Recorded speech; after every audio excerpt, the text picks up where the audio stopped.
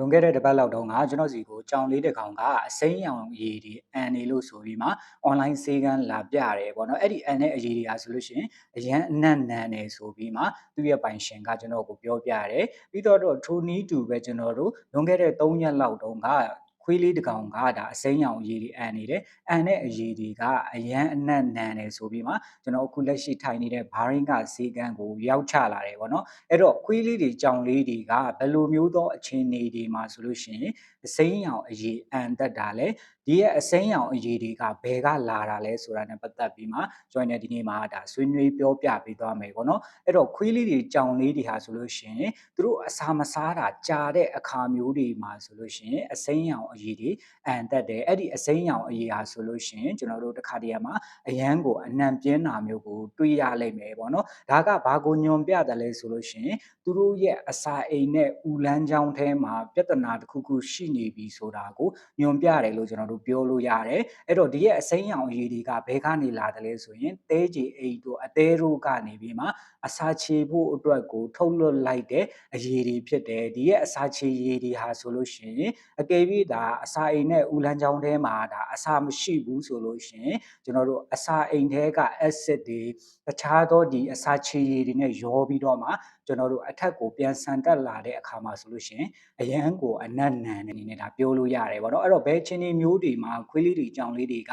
အစိမ်းရောင်အရည်တွေအန်တက်တယ်လဲဆိုလို့ရှိရင်သူတို့အစာအိမ်နဲ့ဥလန်းချောင်းမှာရောင်ရမ်းမှုဖြစ်တဲ့အခြေအနေမျိုးတွေမှာဆိုလို့ရှိရင်ကျွန်တော်တို့ဒီအရည်တွေအန်တက်တယ်ဒါမှမဟုတ်လို့ရှိရင်သူတို့ရဲ့အစာအိမ်နဲ့ဥလန်းချောင်းမှာပိတ်ဆို့မှုတစ်ခုခုရှိနေတဲ့အခါမျိုးတွေမှာဆိုလို့ရှိရင်လေကျွန်တော်တို့ဒီအနေနဲ့ဒီလိုအစိမ်းရောင်အရည်အန်တာမျိုးကိုတွေ့ရတတ်တယ်တခါတည်းရန်ကျွန်တော်တို့ဒီအစာအိမ်ယောဂဖြစ်တာအစာအိမ်ရောင်တာဥရောင်တာမျိုးဆိုလို့ရှိရင်လေဒီလိုအစိမ်းရောင်ရည်တွေအန်တာမျိုးတွေ့ရလိမ့်မယ်ပြီးတော့မုံချိုအိမ်ရောင်တဲ့အနေထားမျိုးမှာဆိုလို့ရှိရင်လည်းကျွန်တော်တို့တွေ့ရနိုင်တယ်ပေါ့နော်ပြီးရင်နောက်တစ်ခုကဘာလဲဆိုလို့ရှိရင်အစာဓာတ်မတည့်တဲ့ဥစ္စာမျိုးဒါမှမဟုတ်လို့ရှိရင်အစာစားတာအရမ်းမြန်တဲ့အခါမျိုးတွေမှာဆိုလို့ရှိရင်လည်းဒီလိုပြဿနာမျိုးတွေဖြစ်တတ်တယ်လို့နောက်တစ်ခုကကြတော့ဘာလဲဆိုလို့ရှိရင်ပုတ်တိုးနေတဲ့အစားအသောက်တွေစားမိတဲ့အခါမျိုးမှာဆိုလို့ရှိရင်လည်းဒီလိုအစိမ်းရောင်ရည်တွေအန်တာမျိုးကိုကျွန်တော်တို့တွေ့ရနိုင်တယ်ပြီးရင်ပုံမှန်မဟုတ်တဲ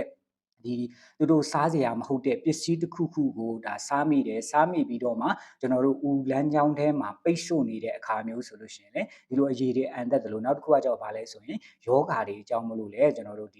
ီအစိမ်းရောင်အရည်တွေအန်တက်တယ်ဘက်တီးရီးယားယောဂါလိုမျိုးပဲဖြစ်ဖြစ်ဒါမှမဟုတ်လို့ရှိရင်ဗိုင်းရပ်ယောဂါလိုမျိုးပဲဖြစ်ဖြစ်ပေါ့နော်ပြီးရင်နောက်တစ်ခုကပါလဲဆိုရင်တန်ကောင်တွေရှိနေတဲ့အခါမျိုးမှာဆိုလို့ရှိရင်လည်းဥလန်းချောင်းတစ်လျှောက်ရောင်ရမ်းမှုတွေဖြစ်တယ်ဒဏ်ရာအနာတရတွေဖြစ်ပြီးတော့မှအစာမစားဘူးအစာမစားတာကြာလာတဲ့အခါမှာဒီစိမ်းရောင်ရည်တွေအန်နာမျိုးကိုတွေ့ရနိုင်တယ်လို့နောက်တစ်ခုကအစိတ်တောက်တွေနဲ့ပတ်သက်ပြီးမှစားမိတဲ့အခါမျိုးမှာဆိုလို့ရှိရင်လည်းကျွန်တော်တို့ဒီအစိမ်းရောင်ရည်တွေအန်တက်တယ်ပေါ့နော်အဲ့တော့ဒီလိုအစိမ်းရောင်ရည်တွေအန်တဲ့အခါမျိုးမှာကျွန်တော်တို့ဒီအနေနဲ့စိတ်ပူတင်လားဘာလို့တင်လဲဆိုတာကိုကျွန်တော်အနေနဲ့ဒါဆွေးနွေးပြောပြမယ်ပြီးရင်ဘယ်အခြေအနေမျိုးတွေမှာဆိုလို့ရှိရင်ဆေးကန်းတွေကိုတွားတင်တယ်လဲဆိုလို့ရှိရင်အန်တဲ့အကြိမ်အရေးအတွက်ကကျွန်တော်တို့များလာတယ်ဆိုလို့ရှိရင်ကျွန်တော်တို့ဒီအနေနဲ့ဒါဆေးကန်းကိုချက်ချင်းသွားဖို့လိုလိမ့်မယ်ဒါမှမဟုတ်လို့ရှိရင်သူကတစ်ပတ်မှာတစ်ခါလောက်ပဲဆိုလို့ရှိရင်เนาะဒါအရန်ကြီးစိတ်ပူစရာတော့မလိုဘူးပြီးရင်နောက်တစ်ခုကအန်တဲ့အချိန်အတွက်များတဲ့အပြင်ကမှတခြားသောလက္ခဏာတွေဖြစ်တဲ့ဒီအစာလုံးဝမစားဘူးလေးလံထိုင်းမိုင်းနေတယ်ပြီးတော့လို့ရှိရင်စိတ်ဖိစီးနေတာမျိုးတွေဝမ်းလျှောတာမျိုးတွေတွေ့ရတယ်ဆိုရင်ကျွန်တော်တို့ဒီအနေနဲ့ဒါဆေးကန်းကိုအမြန်ခေါ်သွားဖို့လိုတယ်ပြီးရင်နောက်တစ်ခုကအန်တဲ့အခါမှာကျွန်တော်တို့အစိမ်းရောင်ရေးအပြင်ကျွန်တော်တို့ဒီအညိုရောင်တန်းလာတယ်ပြီးတော့လို့ရှိရင်ကျွန်တော်တို့ဒီနောက်တစ်ခုကသွေးတွေပါလာတယ်ဆိုလို့ရှိရင်ဒါဆေးကန်းကိုချက်ချင်းသွားဖို့လိုတယ်ပေါ့နော်ပြီးရင်နောက်တစ်ခုကကြတော့ဘာလဲဆိုလို့ရှိရင်အကယ်၍ဒါပေါ့နော်ကျွန်တော်တို့အရန်နတ်နန်တဲ့